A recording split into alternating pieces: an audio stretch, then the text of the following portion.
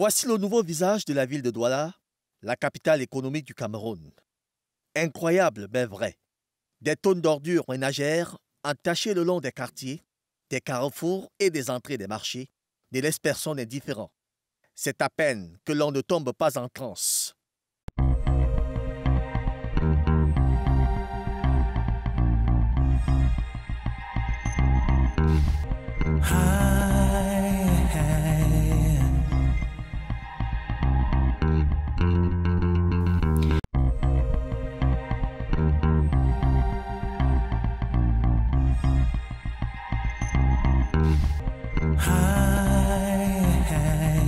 Cette hygiène-là, c'est trop.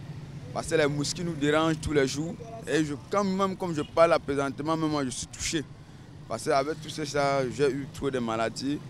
Et jusque-là, ça ne va pas. Parce qu'à toute heure, tout, la nourriture, les chaussures, tout ce que, même les élèves, mon fils quand il est en face là, il est toujours malade de la saleté, c'est trop. Ça ne vaut pas la peine dans cette ville. Déjà, vous pouvez constater par vous-même avec la poubelle que nous voyons autour de nous. Et ce n'est même pas le seul nid de poule que nous pouvons constater. Donc ce que nous voulons ici, c'est que les agents d'Isacam puissent déjà faire leur travail. Puisque, comme disait un adage, quand on essaie de faire quelque chose, on va le faire avec, avec toute sa volonté, quoi. Franchement, nous sommes dépassés. Nous sommes dépassés par cette poubelle. Et je causais avec le commissaire principal qui nous aide à s'occuper de cette route. Il m'a dit qu'il a fait appel au sous-préfet et que le sous-préfet a demandé qu'il devait appeler Isacam. Parce que vraiment, nous sommes dépassés. Avec l'hygiène et la salubrité qu'on paye, pas de rendement, même pas une brouette de la mairie. Pour ça, nous sommes fâchés de la mairie. Le désarroi est total. L'amertume s'élit à travers les visages des citoyens qui n'ont malheureusement que leur bouche pour se faire entendre.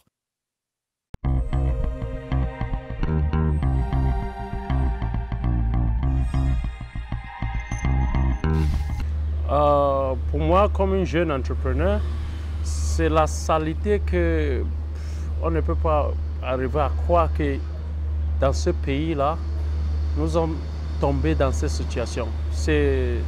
C'est grave parce que Douala, c'est une ville qui a beaucoup de business, une capitale économique du Cameroun.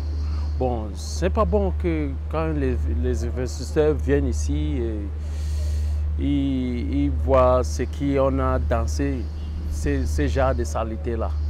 Bon, pour nous, c'est un désagrément total, surtout d'autant plus que nous sachons qu'il y a une entreprise chargée pour ça, Isacam. On ne sait pas ce qui se passe. C'est pas c'est Isacam qui ne fait pas son travail ou bien nous sommes très étonnés par là. Ça fait plus d'une semaine que c'est là, ça ne bouge pas. Pour nous, on respire à peine. C'est difficile. Tout ce qu'on peut demander, c'est la commune qui doit s'occuper de ça. On a décentralisé ça à Isacam. Isacam lui-même fait comment? Qu'est-ce qu'il fait? Il faut qu'il fasse quelque chose pour ça. Ça indispose les gens sont malades. Regardez vous-même. Comme tout le monde. Et nous sommes même en premier chef interpellés. Parce qu'à tous les coups, les gens nous disent, monsieur le maire, regardez la poubelle et tout et tout. Mais parce que la population jusqu'à aujourd'hui ne connaît pas le rôle du délégué de gouvernement. La population sait qu'il a donné son pouvoir à un maire. Malheureusement, le maire ne peut rien faire. Et on ne peut pas se mettre tous les jours à tirer sur le délégué de gouvernement et tout. Parce que comme on le dit, nous sommes membres du conseil de la communauté urbaine. Nous avons que nos oreilles, nos yeux pour dire au délégué, notre bouche pour crier que monsieur le délégué fait quelque chose. Le délégué dit j'ai fait. Mais de l'autre côté, le trésor ne paye pas.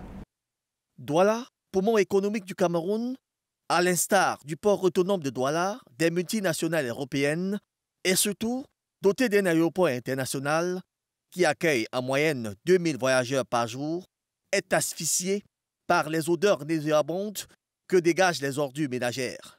L'air est désormais pollué à cause de l'inconscience et du laxisme des autorités de la cité économique qui se plaisent bien dans cette situation. Sinon, que font-ils? La solution ne semble plus du côté d'Isacam. La société acquise depuis sa date de création en 1969 incombe alors la responsabilité d'assurer la maîtrise de l'hygiène et de la salubrité de la ville de Douala. Isacam étant, il faut le rappeler, une filiale du groupe Grand Juan associé à la CITA. Selon certaines sources dignes de foi, le matériel roulant d'Isacam étant défectueux, la société s'est vue obligée de réduire ses services. D'ailleurs, la même source nous apprend qu'un important arrivage d'une dizaine de véhicules de ramassage d'ordures serait arrivé en principe depuis le mois de juin. Mais hélas, en octobre, il n'y a toujours rien. Pour en savoir davantage, nous nous sommes rendus à la direction de la dite société qui, pour des raisons protocolaires, n'a pu nous recevoir. Même son de cloche à la communauté urbaine de Douala, créée en 1987. Là-bas, c'est un silence de mort. Personne ne veut rien dire au sujet de la collecte des ordures. Le super maire semble occupé à autre chose que de recevoir les journalistes sur des questions aussi fâcheuses selon un responsable en place. Que se passe-t-il entre la communauté urbaine de Douala et la société Isacam? Les maires des communes d'arrondissement peuvent-ils faire quelque chose? On parle de décentralisation totale. Beaucoup de gens ne comprennent pas de quoi il est question. Voilà un exemple patent. L'enlèvement des ordures dans une ville comme Douala, qui est une ville à régime spécial, où vous devez avoir à la tête des communes des maires élus, un délégué de gouvernement nommé, et tous les pouvoirs sont reversés au niveau des délégués de gouvernement, et les maires ne sont que de faire valoir. Les mairies n'ont pas accès, n'ont pas qualité pour exercer dans l'enlèvement des ordures, alors que c'est une action qui leur est requise. Aujourd'hui, c'est le délégué du gouvernement qui doit tout faire. Quand vous allez vous rapprocher des délégués, il va vous dire que les maires sont les membres de son conseil et tout, mais nous sommes là pour l'aider à gérer la ville. On vote ses budgets et tout, mais c'est lui qui gère la ville. Nous sommes désolés, mais en réalité, en ce qui concerne l'enlèvement des ordures, c'est du ressort du délégué de gouvernement. C'est lui qui doit régler le problème. Comment comprendre que la communauté urbaine de Douala garde le silence face à ces fléaux qui ébranlent déjà la capitale économique du Cameroun? Le docteur Frit Ntonen n'a-t-il pas de cœur? Où est la compassion de cet homme qui a pourtant reçu le pouvoir du chef de l'État de protéger les populations de Douala face aux intempéries que lui impose la nature? Les gens, quand c'est plein dans les maisons, on dépose souvent ici. Et partout dans les coins, là, si vous passez, vous allez voir que les gens déposent toujours en bordure de route. Il n'y a pas de bac à ordures.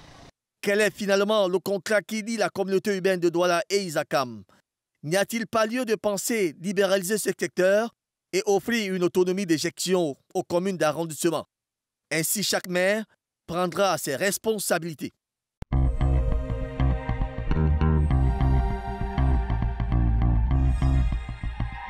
Mais de Douala peut quand même, Douala 1, Douala 2, Douala 3, faire leur contrat avec les gens qui connaissent bien, qui peuvent maîtriser cette vie-là. Parce que dès que tu donnes tout ça dans une seule société, devenu un peu grand, quelqu'un ne peut lui dire que tu n'as pas bien fait le boulot. C'est comme ça. Bon, pour moi, c'est une chose très grave. Parce que même si à Yaoundé, même si à Boya... Ici, les maires ont les mains libres. Je crois qu'ils auraient l'obligation de bien faire parce que la population qui les a mis là va leur demander des comptes. Donc vous comprenez que vivement que la décentralisation arrive. Est-ce au final de ce visage moribond que souhaitent les Camerounais qui abriteront la prochaine Coupe d'Afrique des Nations en 2019? Quelle est cette ville capitale des affaires, si malpropre, qui entend implémenter sa vision pour l'émergence du Cameroun en 2035? Est-ce de cette ville que l'on parle pour des milliers de visiteurs que suscitera l'événement sportif tant attendu et suscité par le chef de l'État du Cameroun, M. Paul Biya? Non, Monsieur le Président de la République. Agissez enfin. À bon entendeur, salut.